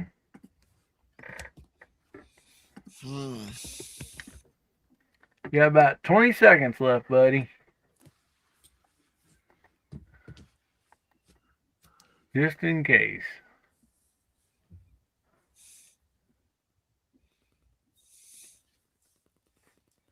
All right. Well, looks like we're going to have to draw again. So, sorry, Help a Man. So, let's give this thing another spin, and we'll see who the winner is.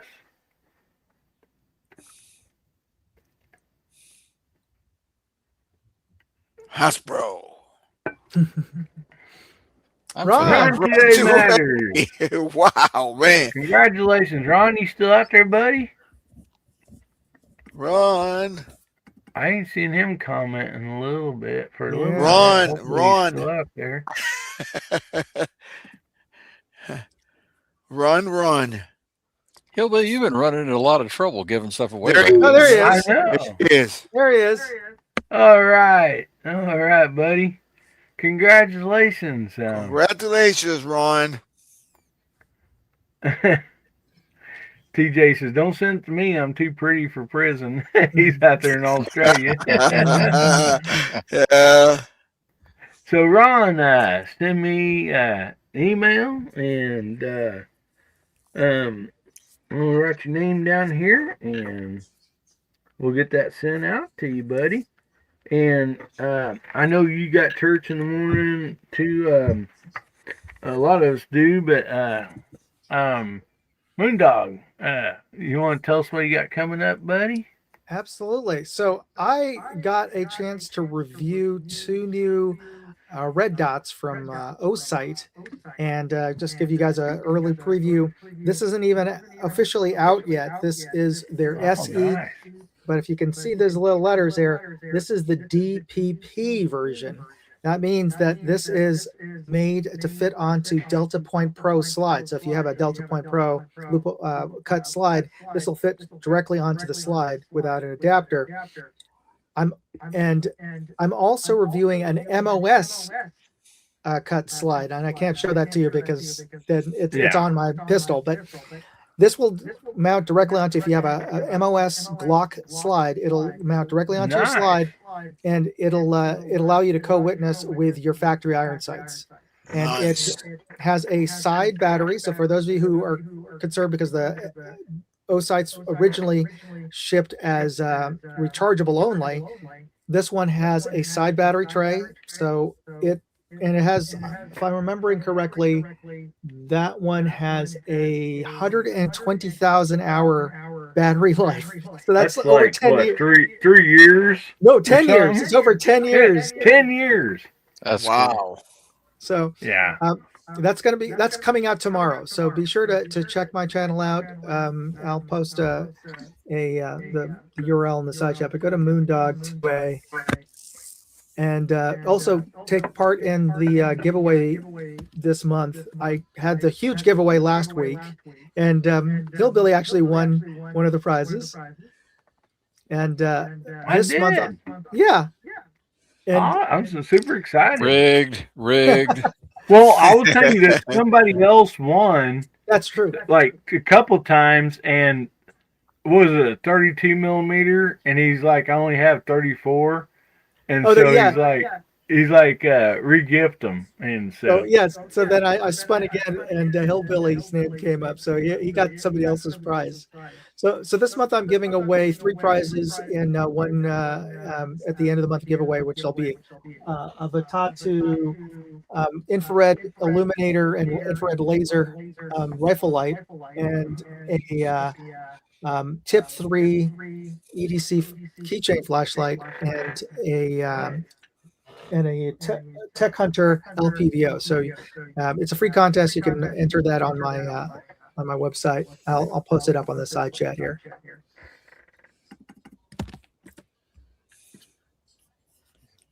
So that's what I got going on. Awesome. Well, good stuff, buddy, and everybody go check that out, and check out Moondog. And he has 3 channels: Moondog 2A, Moondog Reviews, and Moondog Go. So go check them out and subscribe if you're not already. Good stuff over there. And there we go. Thanks a lot for being here, buddy. Always appreciate you. And of course. Thanks for putting out those awesome review videos for all of us to go watch and make a decision on what optics we're going to buy. And absolutely. And before I jump off, I just want to say, because Jamie's not here, y'all get to church tomorrow. Absolutely.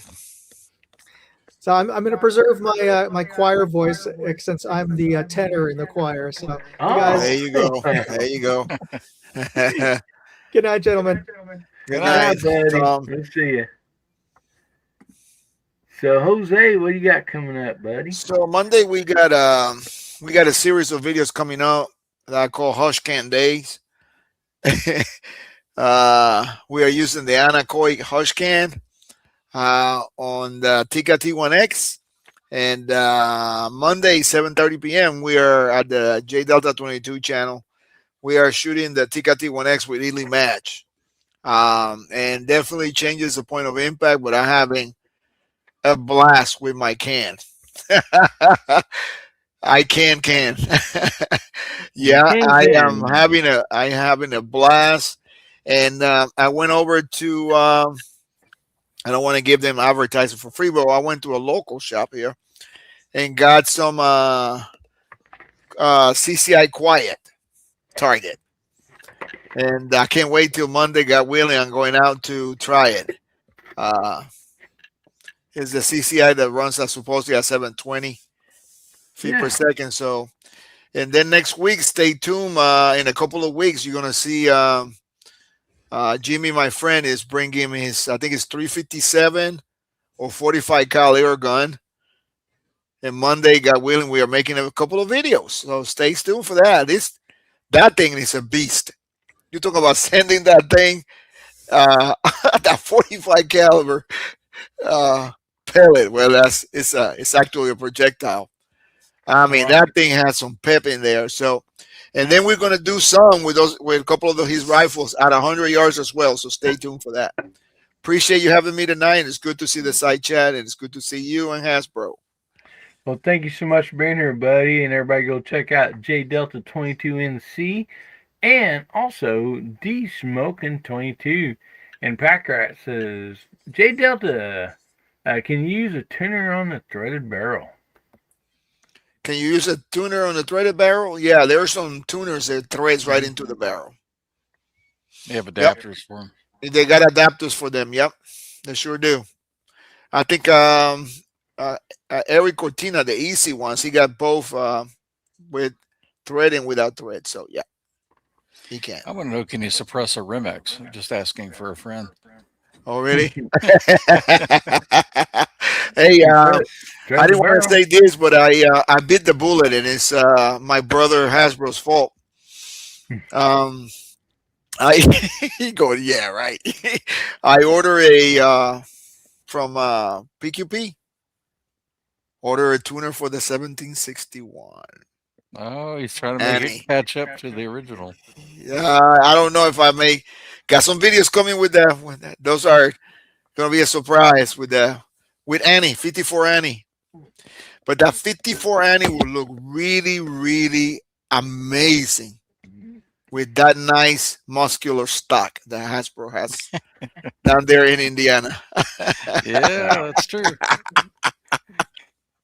Well, using that can, I will tell you, like the slower speed, of course, the like you're gonna get a quieter sound, which Right. even as long as it stays under the subsonic speed, they're pretty quiet in the Oh, they 22 are. Yeah, push. they are.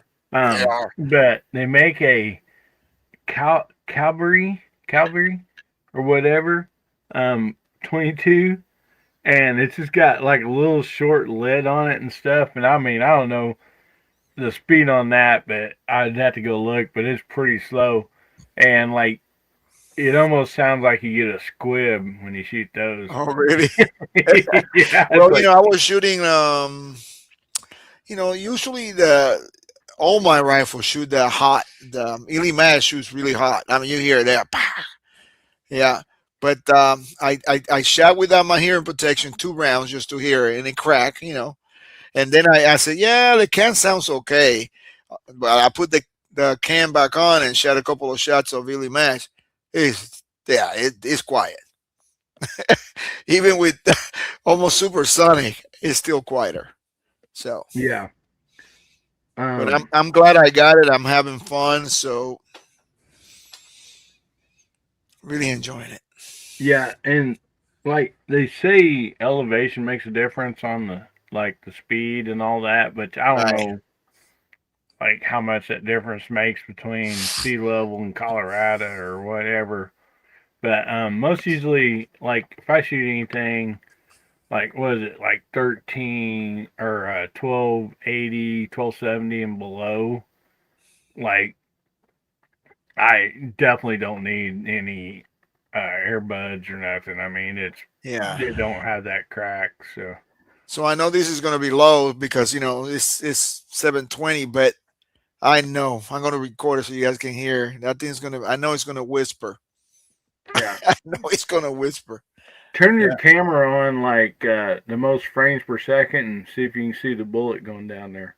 Yeah, I know, right? I'm going to do that. Put 700. yeah, Hey, yeah, if you get yourself one of those spotting scope cameras, like I'm telling you that I just right. did, you can literally watch it right through the telescope all the way there. Yeah. You really see it. Now Voodoo says it's all about the fun. Yes. Alrighty. Well, guys and girls, go check out Jose. Hasbro, what you got coming up, buddy? Well, sleep, Yeah. shower, Yeah. day of recovery, and then I got a bunch of stuff to catch up on. I'm behind on a few things. I'm gonna redo that BCA barreled 1022. Get that out there. Got some laser work I'm behind on. Got to get that done. And then um, got a rifle that needs to be tuned, and so I'm gonna do something about that and show a little bit more advanced tuning, maybe. So Yeah, I need to call you, Hasbro, next week. I'll text you. 'Cause I okay, got some questions for it. That tuner. all right. And I got a stock to trade you for a voodoo. I'll trade you even. I'm just telling you. How about a ZZ with That's a little ready bit to harder. go, cope and everything? It is ready to go. That's for sure. Yeah, but using it, and then you got that nice wood I stock used it. you're working on, and I used yeah, that CZ today and didn't do so well, but I took it yeah, dirty, and I never do that, and I paid for it, so it's okay. yeah. It's all right. It's a learning curve. Yeah, but I keep learning the same thing, so I'm not sure. It's a boomerang. Yeah, pretty soon you go, oh, okay, yeah, I got it now. Yeah. Yeah. mean, it shot good. It just didn't shoot what it could. So Awesome. Well, everybody go check out Hasbro or Hasbro's Hide, and they do have him and Jose got a Target. Yes, the Target. Thank you. yeah, I got we the do. Thank BB you. gun one right here. But it BBs. looks similar to this without the Crayola on it. And Yeah. let's Yeah. see, By go the check way, those yeah. out. And, I when does enjoy- that end, guys? It said end of August. To me, I don't know, Jose. Maybe go a little bit longer because we added the BB gun stuff. But Right. um, I'm going got to shoot stuff- it again. Yeah. Next week, I'm shooting it again. I got stuff coming in for our prize pool stuff, so it'll be I pretty got good. some stuff too. Yep. Like Voodoo, CZs, Annie's. All that. We're all giving kinds out of a good full, stuff. That was the part Jose was taking care of. You know, I'm taking yeah, care a of the full ZC small completely with a axle barrel ready to go. Yeah. Yeah, and one break of ammo. I'll give away a free BCA barrel. Yeah. Yeah. We'll put an ammo brick of that. And break of that. Special Yeah, I'll give blending. away I'll give Special away the blending. BC Go ahead. Go ahead. I'll give away the BCA barrel and a couple boxes of Thunderbolt to go with it.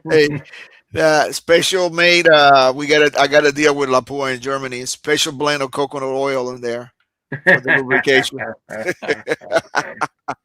Probably rust my barrel. Man, you need to get you some of that because we feed it to our dogs.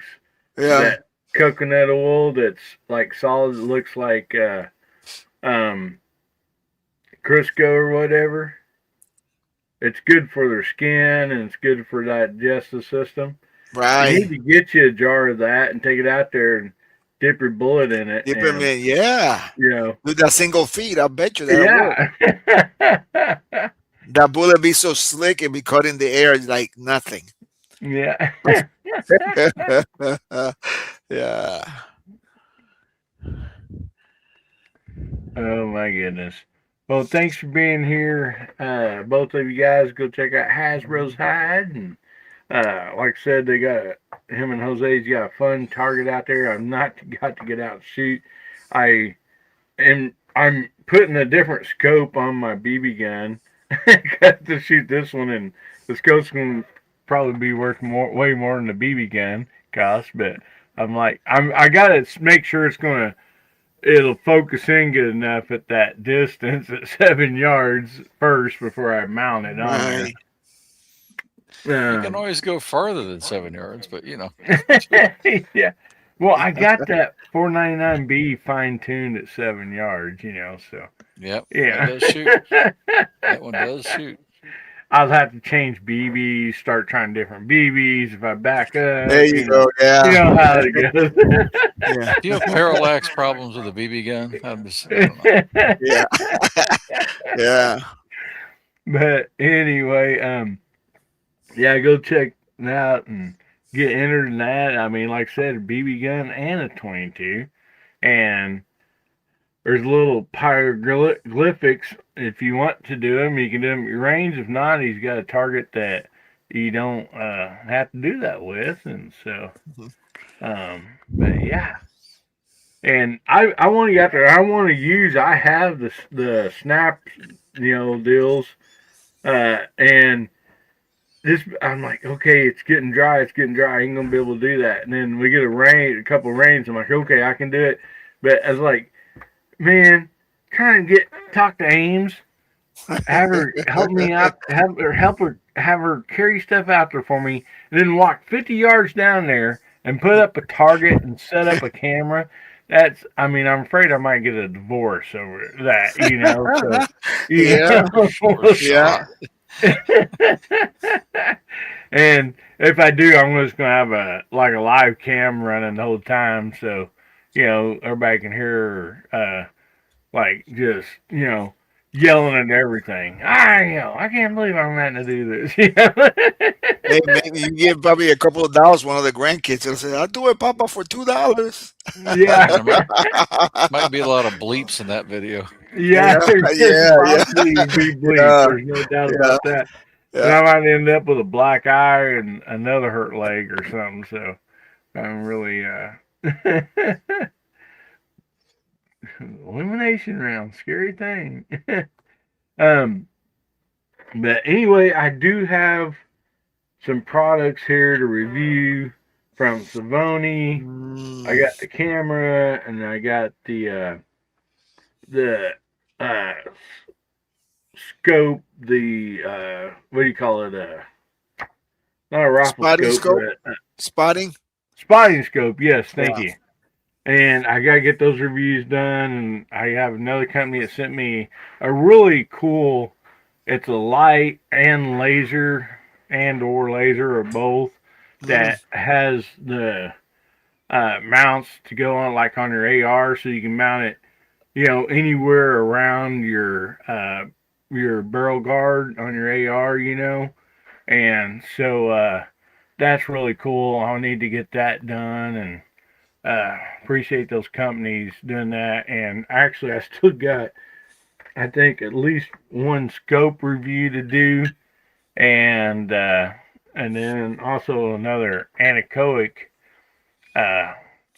45 caliber can that's going on the most awesome pistol ever, 10 millimeter high point. Hey, I had the carbine, and I regret exchanging hands. Yeah, I traded in at a a FFL for, I think it was a 22 or something. So I regret it now. Yeah, you don't get rid of high points, man. And I had it all up. It was pimped out. Had some red knives, little trinkets and everything. Yeah. Good carbine. But one good thing about this JXP 10 is the pistol is so heavy and so ugly that you may never even have to use it as far as firing it against an intruder or home invader. Yeah. Like, you just show it to them, they're going to see how ugly it is. But, like, it's basically like a boat anchor. So, like, I would not want to get hit with one of those, because it would definitely knock you out. Just the tell them that's a real laser gun from the future. Yeah, and you can single handle fire a 10 millimeter and not get hardly any recoil out of this, as long as you can hold the gun up that long, steady. From the weight. But anyway, we're going to be testing that 45 caliber on it. I absolutely love 10 millimeter. I mean, that's my favorite. I'm wanting a 10 millimeter lever action so bad. Yeah. With a threaded barrel, and hopefully that'll come in sometime in the future. But anyway, we got those videos that'll be coming up as soon as possible, and I want to shout out all the VIPs for this channel. Every time somebody wins, a skinny knife or whatever on this channel, if it's that or the monthly giveaway, the VIPs are making your day better, because all that money that goes to the all that money, the money, all of it. Guys, I'm trying to do a spill here, man. I'm silly dogs. Anyway, goes to the giveaway. So every time somebody wins, it's like tonight, Run 2A, they make your day better. It's the VIPs, the memberships that do that. So big shout out to them. And I don't know, our dogs are very excited right now. And so we're going to go ahead and leave y'all this. Sorry about that. Remember, God, family, country. Make somebody's day better, will you?